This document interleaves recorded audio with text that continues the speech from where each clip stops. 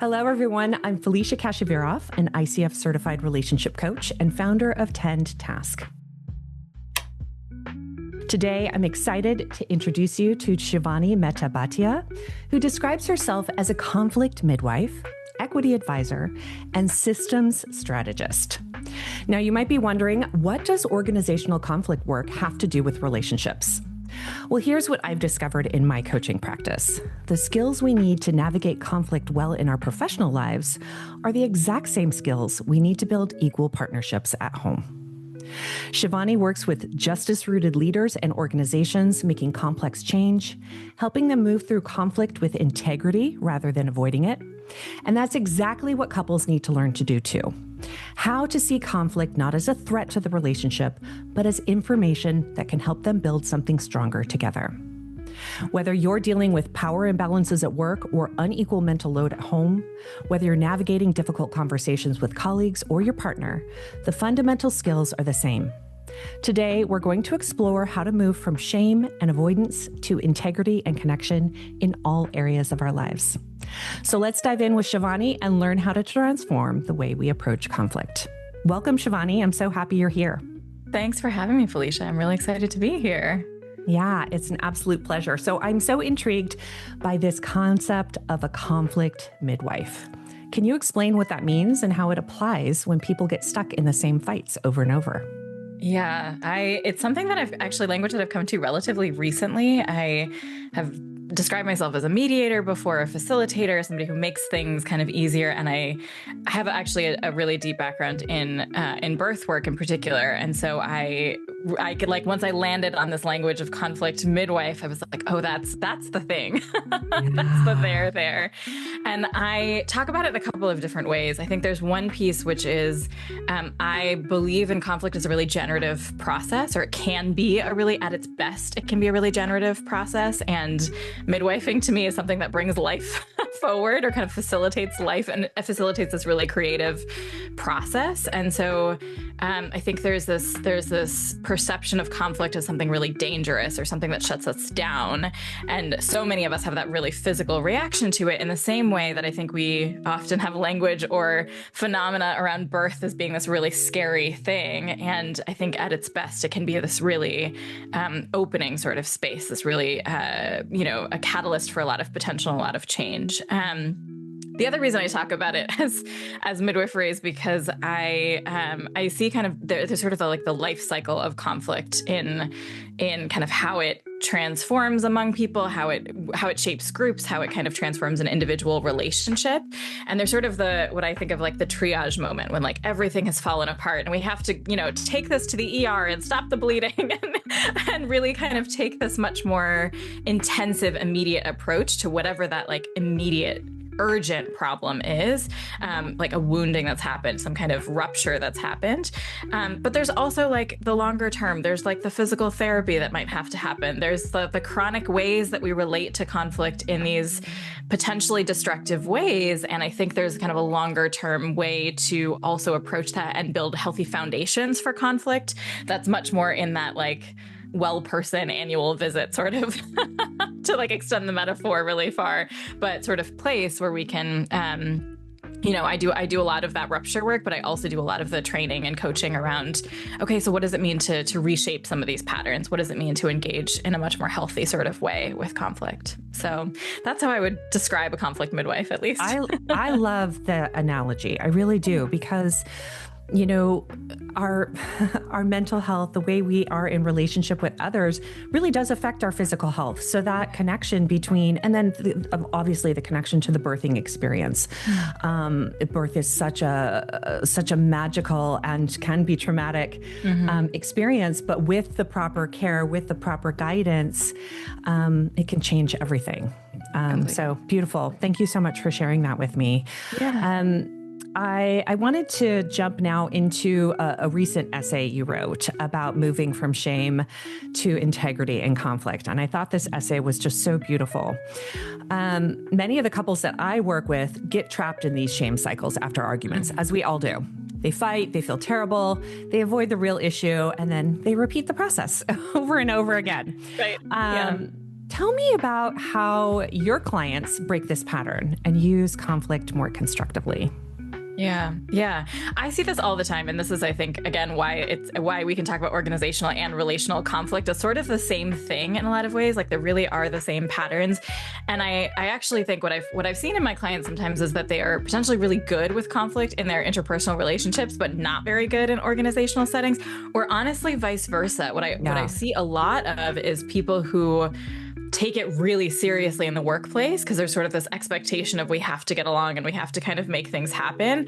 And they're really not doing it as well in their interpersonal relationships, or they're not able to kind of engage. There's something kind of different about those spaces. And I'm very interested in kind of how they might be the same thing, or how we can kind of apply them in very similar ways. I think intimacy and relational skills are sort of baseline applicable to any kind of relationship, any kind of aspect.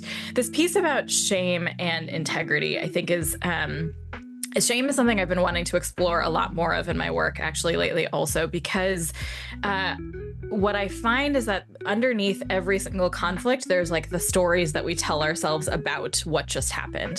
We make it mean a lot of things about who we are, who the other person is, about what the situation is, about what this means for like the future or longevity of the relationship. And sometimes it really is that deep. And also sometimes it's just that the dishwasher wasn't empty, or it's just that the email wasn't answered, you know? Yeah.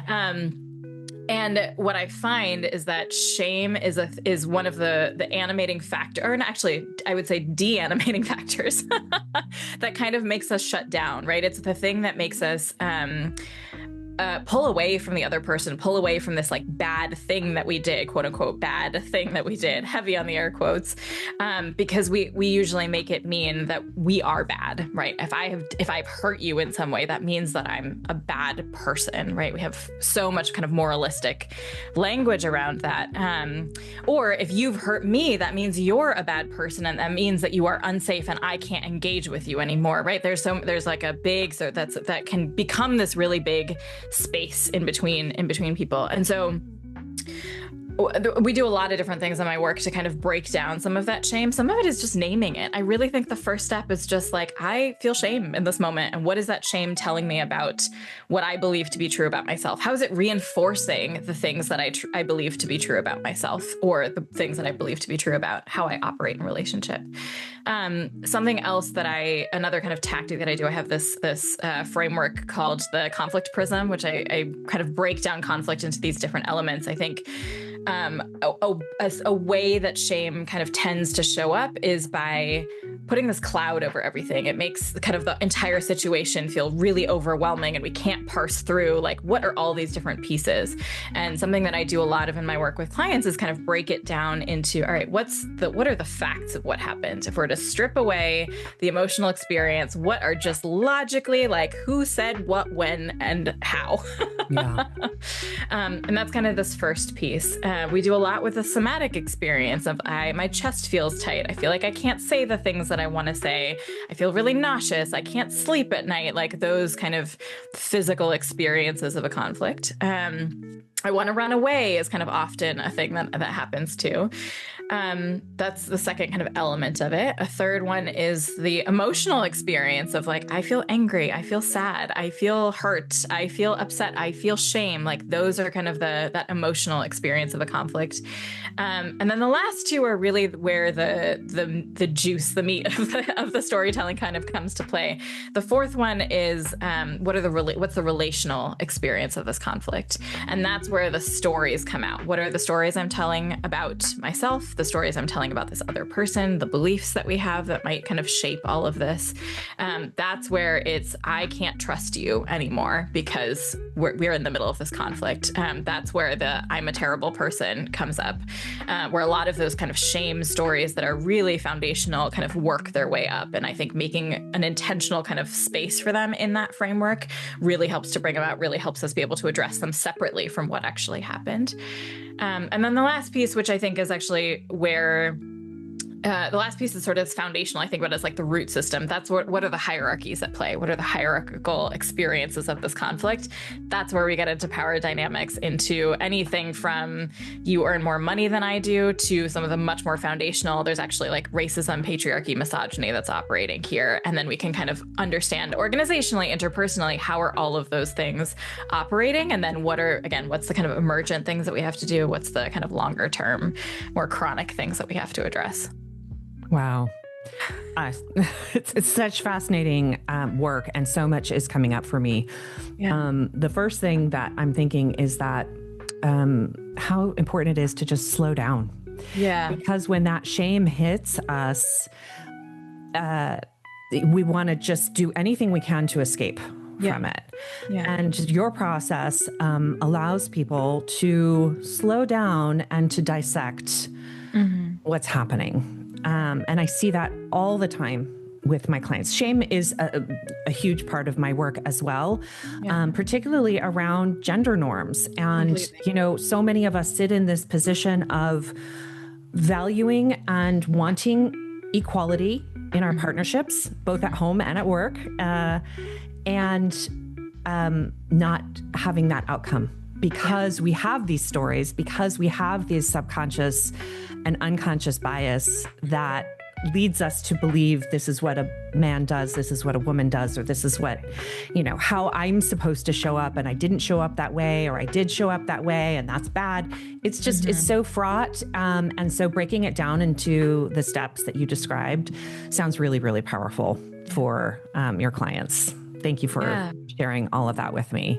Of course. One last thing I'll say about shame too is this is sort of coming up for me is that like that instinct to run away is such a biological and evolutionary one too. Yeah. And it's one that I think what I've often seen too is people even have shame about their reaction to that, right? Exactly. It's a sort of meta thing of like, oh, I was a terrible person for hurting this person, and now I'm a terrible person for running away. And like, it kind of becomes a self-perpetuating thing. And, some people call it like the second arrow, right? It's like this additional harm that we cause ourselves. And I also want to kind of offer a lot of grace, a lot of tenderness around that as a biological, as a physiological, as an evolutionarily like brought about response. We have these fight or flight, freeze, fawn responses. We have these sort of fear responses that we all have. And I think we kind of often, the shame sort of piece of that kind of tends to come up in this like, oh, but I should be more evolved than this. I shouldn't have this reaction. It's just a conflict.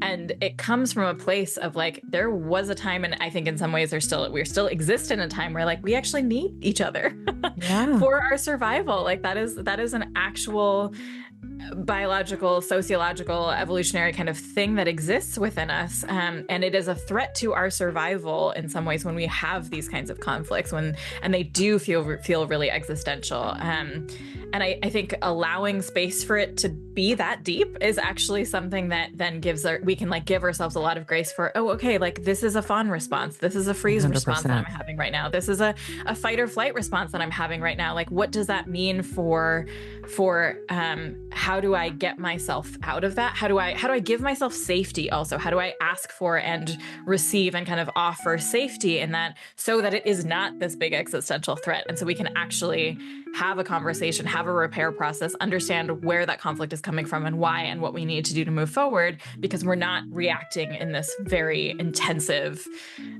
existential sort of way. Yeah.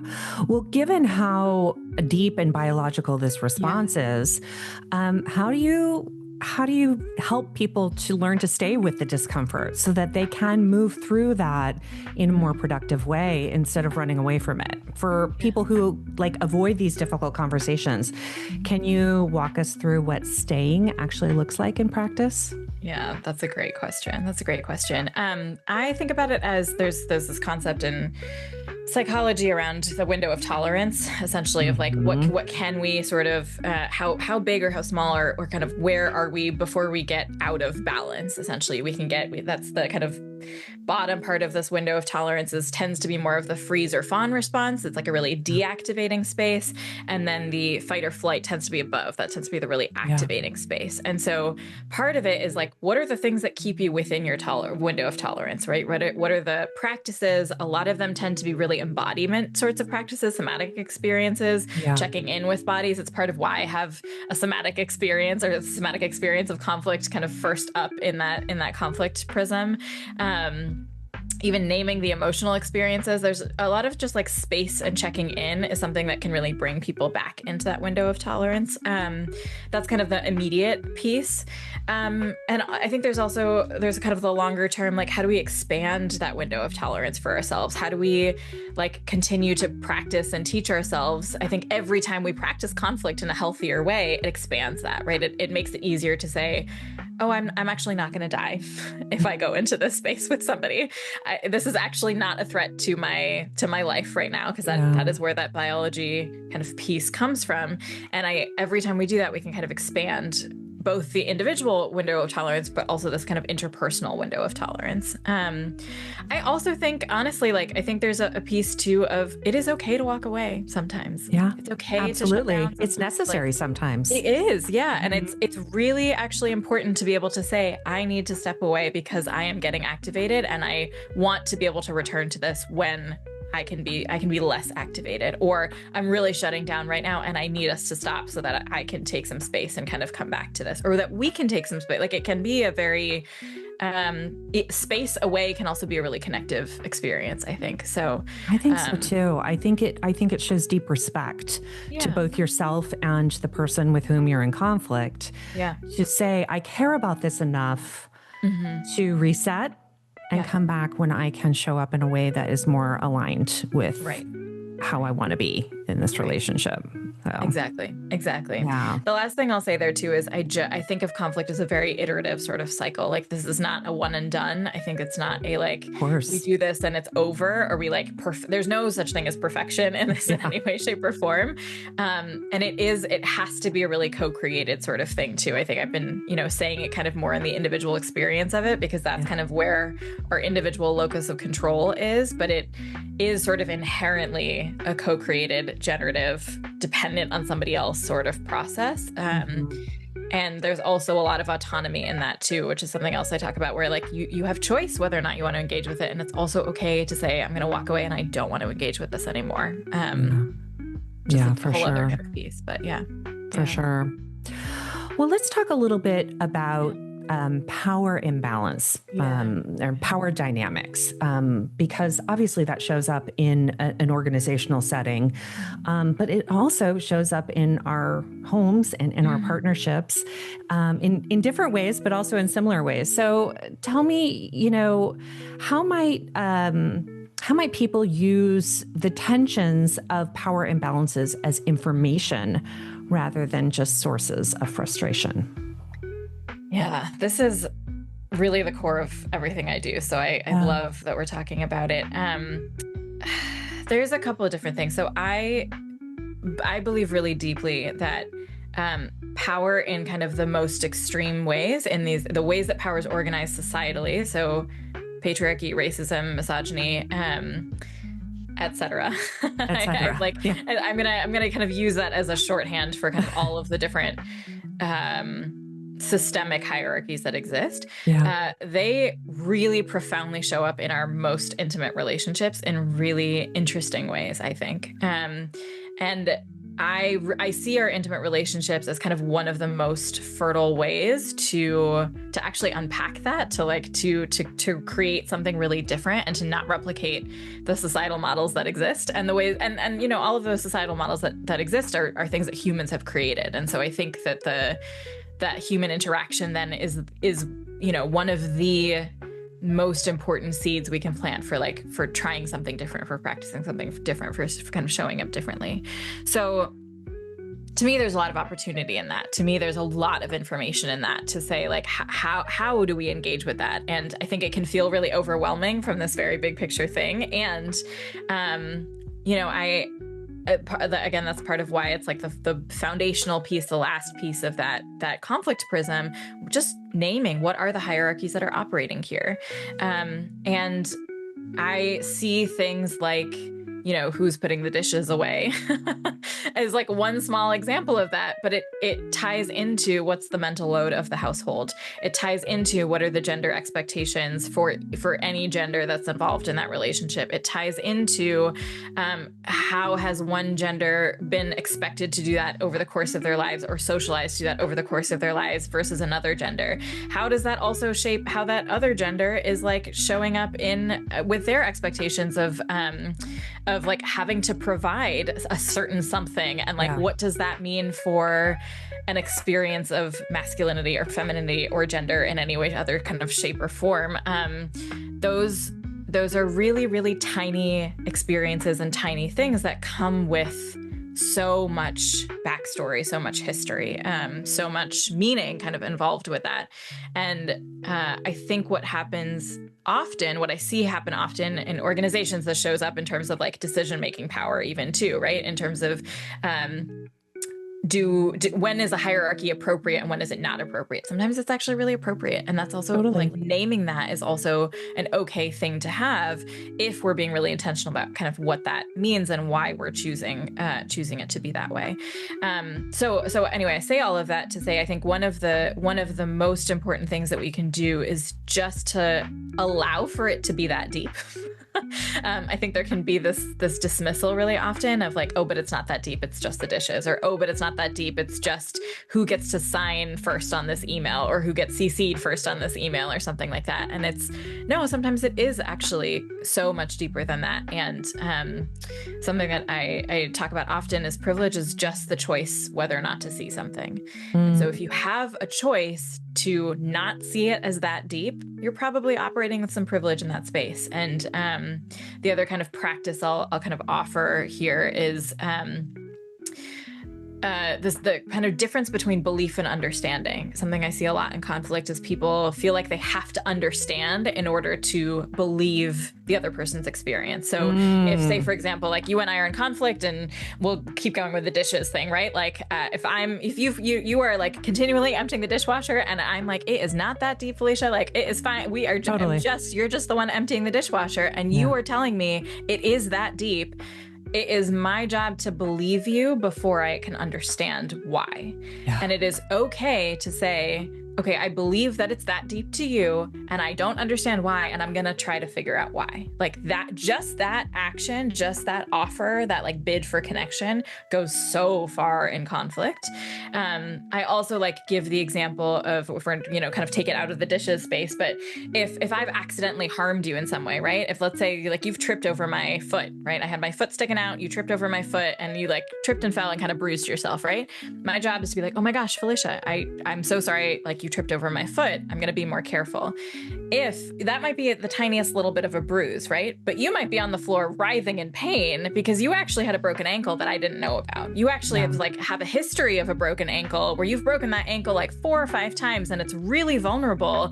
And I don't necessarily know that. I can't be like, that is not that big of a deal. Why is she on the floor right now? Like, yeah, I can't respond. If I'm responding to you in that way, that's, it's like adding an additional layer of harm to that experience for you. So it's my job to believe you first, believe that you're in pain first. That's an excruciating amount of pain. I don't know why tripping over my foot did that, but that's not as important right now. And so I can believe you before I understand you. Understanding can be a future kind of part of conflict, but that immediate reaction of belief before understanding is something that I see operating a lot, especially in hierarchy, if privilege is the choice whether or not to see something. Yeah, that's so powerful. Really, really, really important. Because so often we prioritize that understanding, our own comfort in understanding before believing whomever we're in conflict with. And that is a real obstacle. In moving forward. Yeah. Well, Shivani, this has been an absolutely amazing conversation. As we wrap up, I want to ask you about, for those viewers who are ready to approach their conflicts as opportunities for deeper connection rather than threats, what is the first small step that you would recommend that they take? Yeah, I think this belief versus understanding thing is really maybe the first practice. Like, what does it look like to just practice believing the other person when they It's say they've been huge. hurt? Just Yeah. start there. Great. There's, I think, a lot of different pieces, but I think that's one of the most powerful ones I can maybe offer as like really truly a first step. And it's kind of one of the ones to kind of catch too. I mean, even like the step before that is like, take a breath. When you like feel your starting to shut down, starting to get activated, just take a breath and then kind of see what happens in that space. What happens when you give yourself a little bit of space to just like breathe, pause, see what happens. Yeah. I love that. Check in, take a breath, believe what the person is telling you. Exactly. Across from you. Exactly. Yeah. That's huge. That's huge. Well, your work is really fascinating to me. I think conflict is such an area that we, as a culture, avoid, and it is unavoidable, and it just keeps us from thriving in so many ways. So I'm so grateful for the work that you do, especially in spaces where justice is often ignored and conflict is pushed under the rug. So thank you for your work. If viewers want to get in touch with you, how can they do that? Yeah, the best way, I actually was the other kind of answer to like the best thing to practice is I host a free monthly space for people to come and practice live. Wow, that's so cool. Yeah, it happens. It's called the Conflict Clinic, and it's a free like 1 hour once a month, usually Wednesday afternoons. And it's a space where we kind of practice an actual technique in real time. We'll kind of work through, we've worked through the conflict prism before, and it's also really a space where people bring their live conflicts and like workshop it together. So it's kind of the first pass for if you've been struggling with a pattern on your own that you're facing in a workplace, in a relationship, bring it there, especially a conflict that has some kind of power dynamic at play and you're not totally sure what to do with it. That's the best place to come. So I'm sure we'll drop a link, but it's shivani.co/clinic if you want to sign up for the free series. I also write a newsletter and publish essays on this. So there's a lot of free resources on my website that people can access as well. But that conflict clinic space is kind of it's become one of my favorite spaces too, honestly. It's always such an interesting group of people, and the patterns of conflict are always really similar, actually. I think that's something we kind of assume, that a lot of our conflicts are just our own and nobody else has this experience. And the vast majority of time, it's some kind of pattern that somebody else has seen, somebody else is grappling with in some way, shape, or form. It's a confidential, unrecorded space also for protection. So Beautiful. That is absolutely brilliant. I'll make sure that I drop a link to that and to your website in the video description. But it has been an absolute pleasure. Thank you so much for being here with me. Thanks for having me.